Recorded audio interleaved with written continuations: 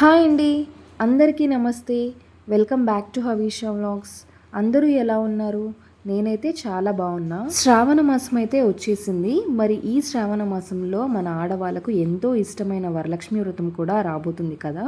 మరి వరలక్ష్మి వ్రతానికి అమ్మవారికి ఎంతో ఇష్టమైన 5 రకాల నైవేద్యాలను సింపుల్గా అండ్ క్విక్గా టేస్టీగా వచ్చేలాగా ఎలా చేసుకోవాలి అనేది ఈరోజు వీడియోలో నేను మీకు క్లియర్గా చెప్తాను. వరమహాలక్ష్మి అమ్మవారికి ఎంతో ఇష్టమైన 5 రకాల నైవేద్యాలను ఈరోజు వీడియోలో నేను మీకు చూపిస్తాను. మొదటిది చింతపండు పులిహోర, రెండోది బెల్లం పరమాన్నం, మూడోది పూర్ణం బూరెలు, నాలుగోది మినపవడలు, ఐదోది శనగ గుగ్గిళ్ళు. ముందుగా చింతపండు పులిహోరని ఎలా చేసుకోవాలో చూపిస్తాను. చింతపండు పులిహోర చేసుకోవడానికి 1 గ్లాసు బియ్యాన్ని 1 గంట ముందే క్లీన్ చేసుకొని నానబెట్టుకోవాలి. ఈ చింతపండు పులిహోరలోకి మనం ఇప్పుడు ఒక మీడియం సైజ్ నిమ్మకాయ అంత చింతపండుని నీట్గా వాష్ చేసుకుని ఇలా కొద్దిగా నీళ్లు పోసి ఒక 5 to 10 మినిట్స్ వరకు ఉడకబెట్టుకుంటే చింతపండు చక్కగా నానిపోతుంది. ఒకవేళ మీకు టైం ఉంటే కనుక నార్మల్గా 1 గంట పాటు నానబెట్టుకుంటే చింతపండులోని గుజ్జంతా చక్కగా నానిపోతుంది. నాకు టైం లేక చింతపండుని 5 to 10 మినిట్స్ పాటు కుక్ చేసుకుని పక్కకైతే పెట్టుకున్నాను. మనం చేసుకునే పులిహోరకి టెంపుల్ స్టైల్ టేస్ట్ రావాలంటే కనుక నేను ఇక్కడ చూపిస్తున్న ఈ పులిహోర పొడిని ఖచ్చితంగా ప్రిపేర్ చేసుకోవాలి. ఈ పులిహోర పొడిని చేసుకోవడానికి 1 టేబుల్ స్పూన్ ధనియాలని, 1/2 టేబుల్ స్పూన్ ఆవాల్ని, 1/2 టేబుల్ స్పూన్ జీలకర్రని, 1/2 టేబుల్ స్పూన్ మెంతుల్ని, 1/2 టేబుల్ స్పూన్ మిరియాల్ని, 4-5 రెమ్మల కరివేపాకుని, 3 నుంచి 4 ఎండుమిర్చిని తీసుకోవాలి. ఇప్పుడు మనం తీసుకున్న వాటిని ఇలా నేను ఇక్కడ చూపిస్తున్నట్టుగా డ్రై రోస్ట్ చేసుకోవాలి. అవి చక్కటి అరోమా వచ్చేంత వరకు చక్కగా రోస్ట్ చేసుకొని పక్కకు తీసి పెట్టుకోవాలి. నేను ఇక్కడ చూపిస్తున్న పులిహోర పొడిని మీరు కూడా ఖచ్చితంగా ట్రై చేయండి. నిజంగా మనం చేసుకునే పులిహోరకి టెంపుల్ స్టైల్ టేస్ట్ అయితే ఖచ్చితంగా వస్తుంది. మనం రోస్ట్ చేసుకున్న ఈ పులిహోర మసాలాలన్నింటినీ కొద్దిసేపు చల్లార్చుకున్న తర్వాతకి ఒక గ్రైండర్లోకి తీసుకొని వీటిని ఇక్కడ నేను చూపిస్తున్నట్టు ఫైన్ పౌడర్ లాగా మనం పట్టుకోవాలి. ఈ పులిహోర పౌడర్ అనేది మనం చేసుకునే పులిహోరకి ఎక్స్ట్రా టేస్ట్ని అయితే ఇస్తుంది. ఈ మసాలాలు రెడీ అయ్యేలోపు మరో స్టవ్ పై మనము రైస్ కూడా కుక్ చేసుకోవాలి. రైస్ కుక్ చేసుకునేటప్పుడు కొద్దిగా ఉప్పుని అలాగే కొద్దిగా ఆయిల్ని వేసుకొని కుక్ చేసుకుంటే రైస్ పొడి పొడిగా వస్తుంది.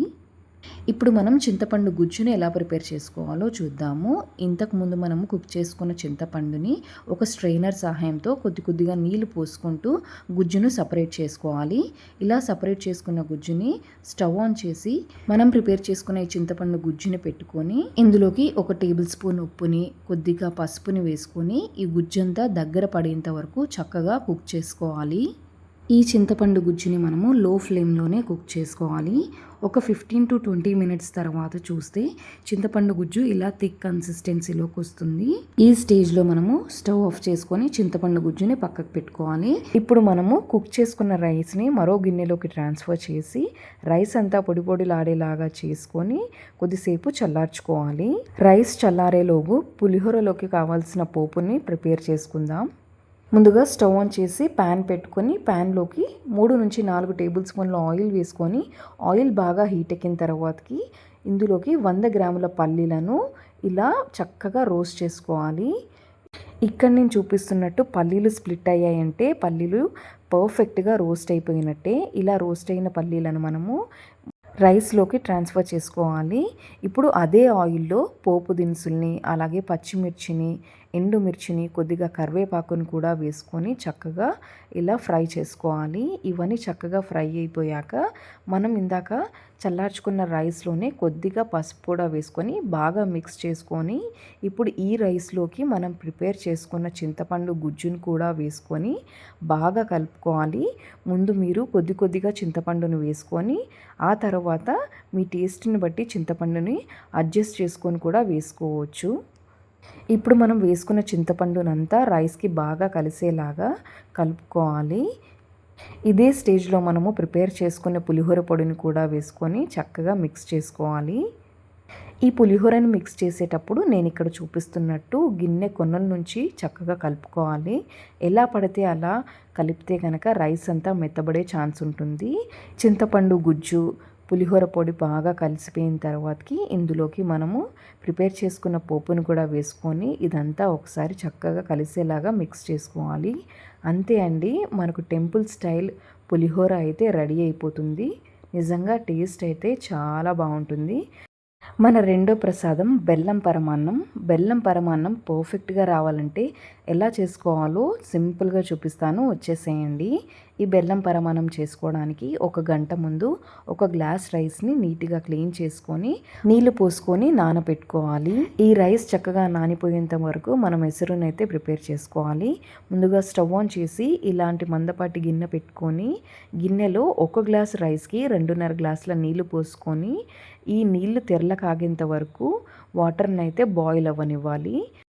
ఎసరు ఒక రోలింగ్ బాయిల్ వచ్చిన తర్వాతకి మనము ముందుగా నానబెట్టుకున్న రైస్ని ఇందులోకి ట్రాన్స్ఫర్ చేసుకోవాలి.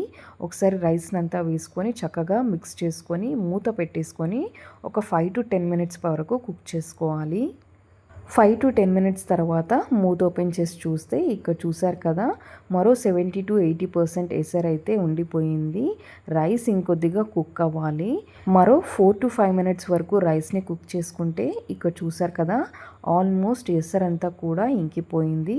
రైస్ కూడా 80 to 90% కుక్ అయిపోయిందండి. ఈ స్టేజ్లో మనము 1 గ్లాస్ బియ్యానికి ఒక 1/2 లీటర్ పాలు పోసుకొని చక్కగా కుక్ చేసుకోవాలి. మనం పాలు ఎంత ఎక్కువగా పోసుకుంటే మనం చేసుకునే పరమాన్నానికి టేస్ట్ అంత బాగా వస్తుంది. ఈ పరమాన్నంలో మనం వేసుకున్న పాలని రైస్ని చక్కగా మిక్స్ చేసుకొని మూత పెట్టుకొని ఒక 5 to 10 మినిట్స్ పాటు మళ్ళీ కుక్ చేసుకోవాలి. ఇక్కడ చూసారు కదా, ఒక 5 to 10 మినిట్స్ తర్వాత చూస్తే ఇలా పాలు కూడా చక్కగా ఇంకిపోయి ఉంటుంది. ఈ స్టేజ్లో మనము 1 గ్లాసు బియ్యము, అంటే నేను 250 గ్రామ్స్ ఆఫ్ రైస్కి 250 గ్రామ్స్ ఆఫ్ బెల్లంని అయితే యూజ్ చేస్తున్నాను. మనము బియ్యం ఎంతైతే తీసుకుంటామో బెల్లం కూడా సేమ్ క్వాంటిటీలో తీసుకోవాలి. ఇలా తురుముకున్న బెల్లాన్ని మనం రైస్లోకి ట్రాన్స్ఫర్ చేసుకొని ఈ బెల్లంలో ఉన్న ఉండలన్నీ కూడా కరిగిపోయేంత వరకు బాగా మిక్స్ చేసుకోవాలి. బెల్లం పూర్తిగా కరిగిపోయిన తర్వాతకి మరో 5 to 10 మినిట్స్ పాటు ఈ రైస్ని కుక్ చేసుకుంటే ఇక్కడ చూసారు కదా, 5 to 10 మినిట్స్ తర్వాత ఇలా చక్కగా కుక్ అయిపోతుంది.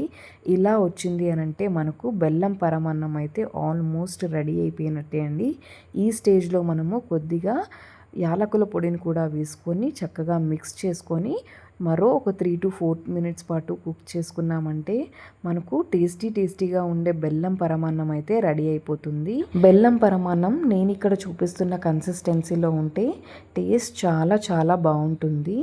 ఇందులోకి మనము డీప్ ఫ్రై చేసుకున్న డ్రై ఫ్రూట్స్ని కూడా వేసుకొని ఒకసారి మిక్స్ చేసుకున్నామంటే మనకు టేస్టీ బెల్లం పరమాన్నం అయితే రెడీ అయిపోయినట్టే. చూసారు కదా ఎంత యమ్మీగా ఉందో. మూడో ప్రసాదం పూర్ణం బూరలు లేదా పూర్ణాలు. ఈ పూర్ణాలు బయట క్రిస్పీగా లోపల సాఫ్ట్గా టేస్టీగా రావాలంటే ఎలా చేసుకోవాలో చూపిస్తాను. ముందు రోజు నైట్ లేదంటే పూర్ణాలను చేసుకునే 4-5 గంటల ముందు 1 గ్లాసు మినపగుండ్లను నీట్గా వాష్ చేసుకొని అందులో నీళ్లు పోసుకొని నానబెట్టుకోవాలి.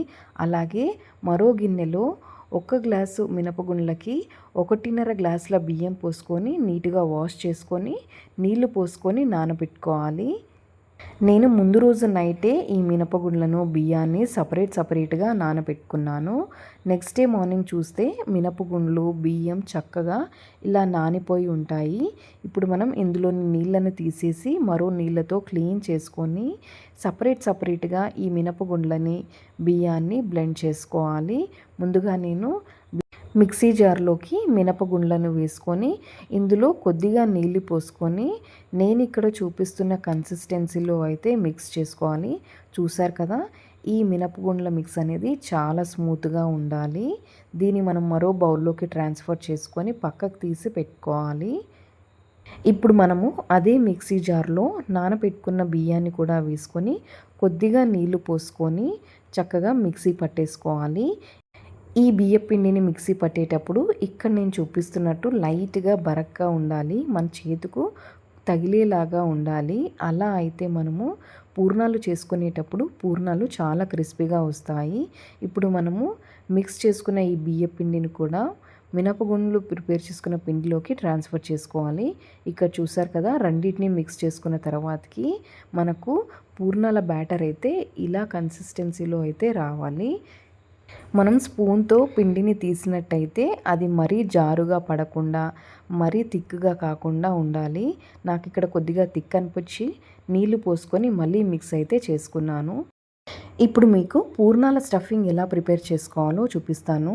ఈ పూర్ణాల స్టఫింగ్ చేసుకోవడానికి శనగపప్పుని 1 గంట ముందే నీట్గా వాష్ చేసుకొని నీళ్లు పోసుకొని నానబెట్టుకోవాలి. ఇక్కడ చూసారు కదా, 1 గంట తర్వాత చూసినట్టయితే శనగపప్పు ఇలా చక్కగా నానిపోయి ఉంటుంది. ఇలా నానిపోయిన శనగపప్పుని మనం ఒక ప్రెషర్ కుక్కర్లోకి ట్రాన్స్ఫర్ చేసుకొని ఇందులోనే శనగపప్పు నానిపోయేంత వరకు నీళ్లు పోసుకొని ఇందులో కొద్దిగా సాల్ట్, 1 టేబుల్ స్పూన్ నెయ్యి కూడా వేసుకొని చక్కగా మిక్స్ చేసుకొని ప్రెషర్ కుక్కర్ మూత పెట్టుకొని 2 నుంచి 3 విజిల్స్ వచ్చేంత వరకు ఈ శనగపప్పును కుక్ చేసుకోవాలి. 2 to 3 విజిల్స్ తర్వాత మూత ఓపెన్ చేసి చూస్తే ఇలా చక్కగా శనగపప్పు కుక్ అయిపోయి ఉంటుంది. చూసారు కదా, మనం నెయ్యి వేయడం వల్ల శనగపప్పు చక్కగా ఉడికిపోయి పలుకులాగా ఉంది, మరీ మెత్తగా కుక్ అవ్వకుండా. అందుకే నెయ్యి కంపల్సరీగా వేసుకోవాలి శనగపప్పుని ఉడికించుకునేటప్పుడు.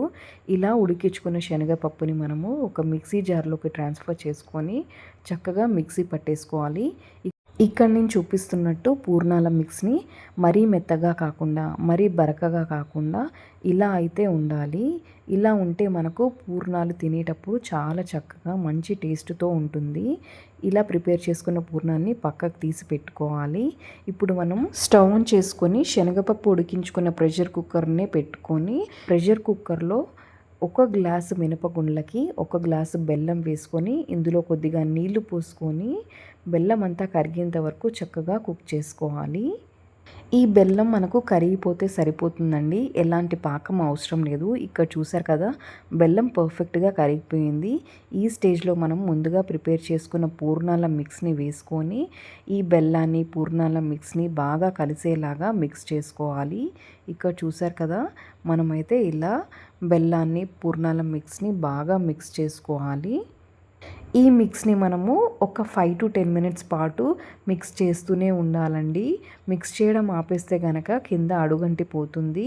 చూసారు కదా, ఇందులోని వాటర్ అంతా కూడా ఇంకిపోతూ ఉంది. ఈ స్టేజ్లో మనము ఒక 1/2 టేబుల్ స్పూన్ యాలకుల పొడిని కూడా వేసుకొని బాగా మిక్స్ చేసుకొని ఒక 4 to 5 మినిట్స్ పాటు కుక్ చేసుకోవాలి. 4 to 5 మినిట్స్ తర్వాత చూస్తే మనకు పిండి గిన్నెకి సపరేట్ అవుతూ ఉంటుంది. అంటే మనకు పూర్ణాల మిక్స్ రెడీ అయిపోయినట్టే. ఈ స్టేజ్లో మనము కొద్దిగా నెయ్యి వేసుకొని మళ్ళీ ఒకసారి పూర్ణాల మిక్స్ని అంతా కూడా బాగా ఈ నెయ్యి పట్టేలాగా కలిపేసుకోవాలి. చూసారు కదా, గిన్నెకి మనం ప్రిపేర్ చేసుకునే పూర్ణాల మిక్స్ అయితే విడిపోతూ ఉంటుంది. అంటే మనకు పూర్ణాల మిక్స్ పర్ఫెక్ట్గా రెడీ అయిపోయినట్టే అండి. ఇలా రెడీ అయిన పూర్ణాల మిక్స్ని మనం స్టవ్ ఆఫ్ చేసుకొని పక్కకైతే పెట్టుకోవాలి. ఇప్పుడు పూర్ణం బూరెలు ఎలా వేసుకోవాలో చూపిస్తాను.